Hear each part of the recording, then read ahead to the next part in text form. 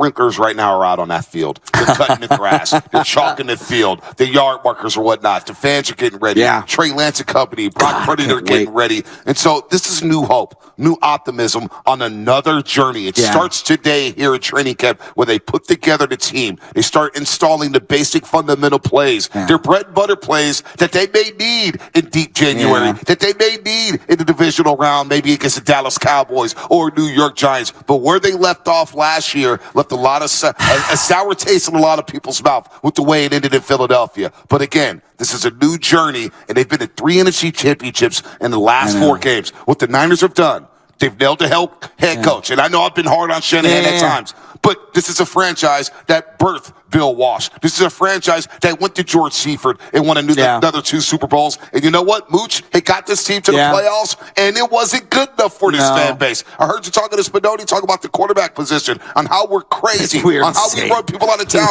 Well, we do the same thing with head coaches. I know, we do. And you know what? They nailed the head coach with Kyle Shanahan. Absolutely. They nailed the GM with John Lynch, Shasky, and we have a stable organization, and they put together this roster here. And again, it's a new journey where we're saying to ourselves week in and week out, we could beat that football team. I know. You know, it's funny that I want to start with the owner for a second. You know, when he took over, he got crushed. Yep. I mean, he just got crushed. Jed York got crushed. I was probably at the forefront of that. You know, me and a lot of the callers would call in and, this guy was given the team. You know, there's something about in America, if you inherit something, we hate you. Right. It's just a reality. If you're born in the business and we don't think that you're a self-made man, and I'm doing that in air quotes, that for whatever reason, you have a huge I'm talking Mount Everest uphill climb to win people over. I actually think, for the most part, he's won everybody over. And I want to go to one thing in particular, because when they were in turmoil, in between Harbaugh and finding Shanahan, the number one thing was the leaks. The leakage. Think about the Brock thing yesterday. My jaw dropped when they said he was ready to go. We got no indications from anyone that he was throwing footballs on that field this week. Well, let's hear about it. Spadoni, I'm going to go to you hot. Spadoni, if you're back there at the studio, and good morning to Joe Spadoni back there. He's behind the glass running on the 1s and 2s. If you go ahead and play the sound for everybody who didn't hear it yesterday when Lynch and Shanahan spoke at 11 o'clock, 11 a.m., and here's what they had to say about Brock Purdy being a full go here at training camp. Brock's cleared and ready to go. He's been cleared. He's going to be without restrictions. Now, having said that, we're sticking and we're adhering to a plan that's been put in place for some time. He got after it the last couple of days. We upped his pitch count, so it was kind of the peak of the buildup, and so he'll take off day 1. But we believe in that plan, so he's cleared without restriction. There will be some time off, due to pitch count and all that, sticking to the plan. But the great news is Brock has worked his tail off, and he's ready to go. He's ready to go. He's worked his tail off, and he's going to be here at training camp. He's not going to practice for 3 straight days, but the fact is, he is the leader in the clubhouse. Of course. We go into training camp thinking, okay, we know who our number 1 is, and it's Brock Purdy, and let's be real.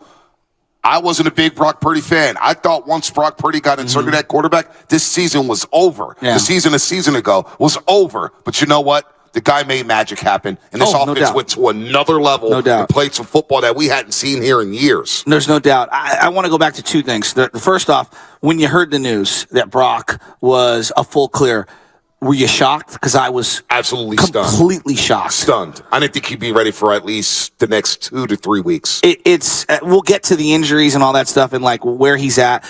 But the fact that we didn't hear any noise about it whatsoever. Think about all of the leakage and the oil that was coming out of this particular organization a decade ago. I mean, every little thing. If you walk down the hall, we heard about it on ESPN. If a guy was tying his shoes incorrectly in the locker room, you had Jay Glazer going on Fox Sunday Sports. The fact that they haven't said anything, that goes back to Jed York hiring the right people who put together an infrastructure where everyone's on the same page and nobody's backstabbing each other. Think about the test Kyle Shanahan put Jed York through when he got hired. We didn't hear anything about John Lynch. For 2 weeks, we didn't know who the GM was going to be. And on a Sunday afternoon, I believe it was a Sunday evening, in the middle of the playoffs, all of a sudden after John Lynch had called the Seattle-Atlanta game in the divisional round, John Lynch is the GM, and we heard nothing about it. That was the first test for Jed York to say, you know what? I'm a changed owner. I'm a step back. I probably overstepped my boundaries during the Harbaugh era. All I want to do is win. Yeah. So you give credit to Jed York for that, because despite all the quarterback stuff, he gets the Debo situation, George Kittle's injuries, Brandon Ayuk's doghouse, his frustration at times, you've heard nothing come out of this organization. And again, they're a stable organization. They're up there with the Kansas Cities. No doubt. They're up there with the Philadelphia Eagles. They're up there. Think about the Dallas Cowboys. They're more unstable at times. The Rams at times are more unstable than what the 49ers are today. Think about this, right? Like, put the quarterback to the side. We talked about the leakage and all that. What's another problem or an issue, I think, that people would have said about the Niners from, let's say, 2000 to about 2012, 2013? They just don't have a lot of money. I don't know. Yeah. Now, we've got a Nick Bosa contract hanging over everyone's head that they've known has been staring them in the face for a couple of years now. Everybody knows that they were going to pay him. I mean, John Lynch basically said it at a podium. Yeah. Look, as long as I'm here, Nick Bosa's going to be on my team. Well, look at their track record. Look at the track record. Warner has gotten paid. Kittle has gotten paid. Debo has gotten paid. Jimmy Garoppolo, when he was here, got paid. Trent Williams, fat extension. Absolutely. Oh, you want to go visit Kansas City? Whoa. Hold off for a second. We're going to keep you out on the West Coast. We're going to pay you. Yes. Drake Greenlaw, what about him? Yes. He got paid. Eric Armstead got paid. As much as we get frustrated about DeForest Buckner, they've more than made up for that. Jed York, they've spent the money on guarantees. But I think that's a point where I want to really emphasize. A decade ago, I think there would be huge hand-wringing over if they could even afford Nick Bosa. Yep. Will they pay? How will they botch the Nick Bosa thing? Think about it. Khalil Mack was a no-doubt-about-it guy that you pay. Every team in the league. Oh, edge rusher, if you don't have the quarterback, you're looking for the edge rusher. That's the number 2. Or maybe a left tackle. You pay that guy. We haven't even breathed into life. Hey, what if you trade him? What if you don't have the money in escrow? You know why? Because this organization has the financial wherewithal to be able to put that money in an account to sit there to give to him. A lot of teams around the league right now might not have that kind of money. They won't. That's why they're trying to get stadiums. The Jaguars, they're trying to get stadiums to get that money, to get that revenue. We go into this team store. Goes you back think about to Jed. season tickets. It goes back to Jed and Parag. I got to give him credit. They spent a lot of money on guarantees, over $350 million on guarantees when you think about all these players. So money's not a problem. And attracting free agents is so funny when we hear from Farhan and the Giants about their lack of ability to attract free agents. Well, the Niners haven't had that problem. Charvarius Ward last year. Number one defensive player. Number one defensive player. Javon Hargrave. You know what? We need a defensive tackle. Yeah. We're going to go sign you and give you a fat guarantee. I know. Jed York and the 49ers has spent the money to keep the core together. They've done the same thing as the Warriors now. Yeah. And I know Joe Lacob's been in attacks, and we always talk about him paying Draymond and paying Clay and paying Poole and paying Wiggins. Well, the Niners have done the same thing to keep their core together, and keeping their core together has had them in the mix for the last 4 years to make a run at the Super Bowl. 3 of the last 4 years, no doubt. I should say. And I look over at this stadium that's over here, and it's almost ironic.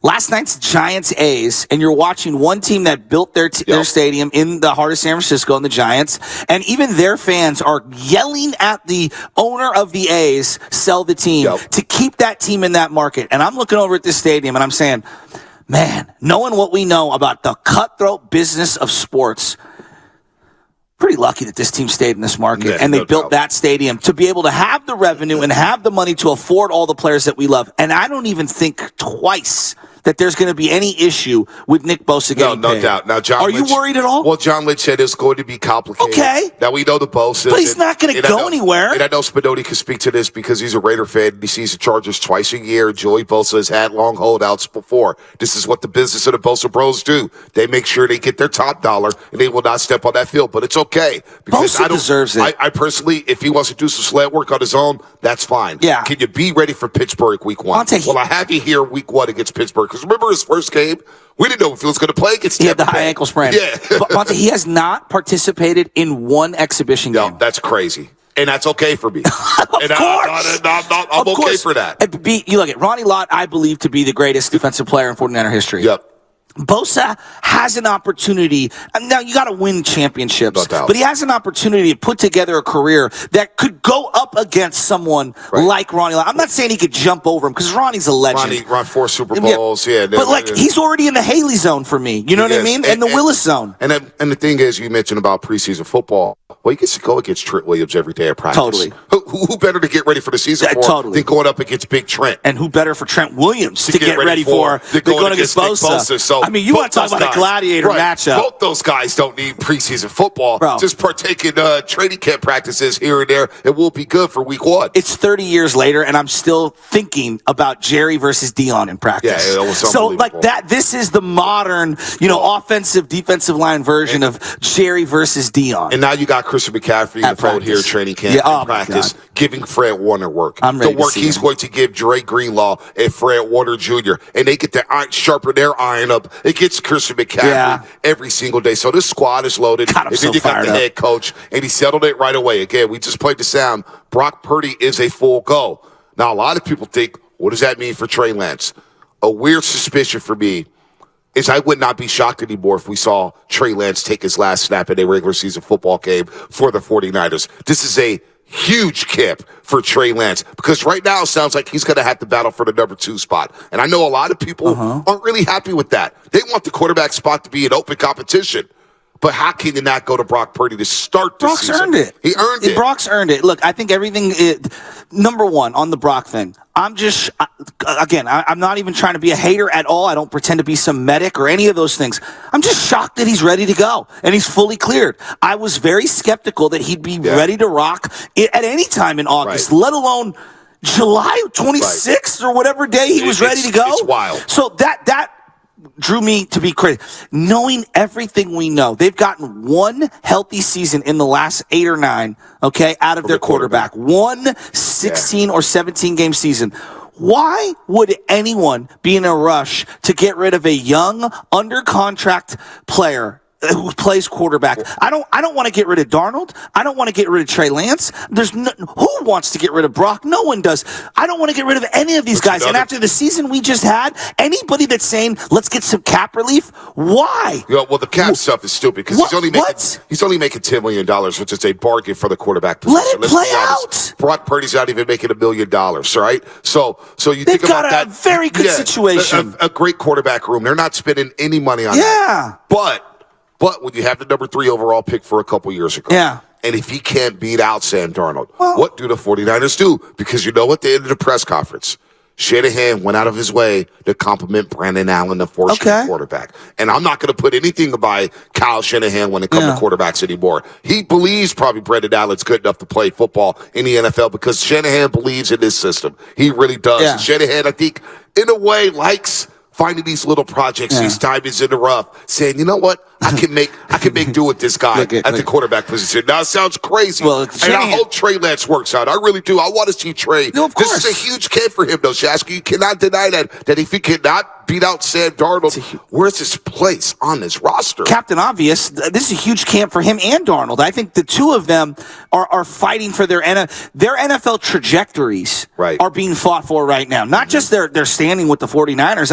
I really, truly believe that both of these guys are fighting for second and third opportunities elsewhere. But for this team right now in this season, I'm trying to win the Super Bowl. I'm trying to insulate myself with the best possible team, top to bottom, regardless of depth chart and injury and all that stuff. We talk so much about, think about that 1991 Niner team. Right. Steve Young, Joe Montana, and Steve Bono.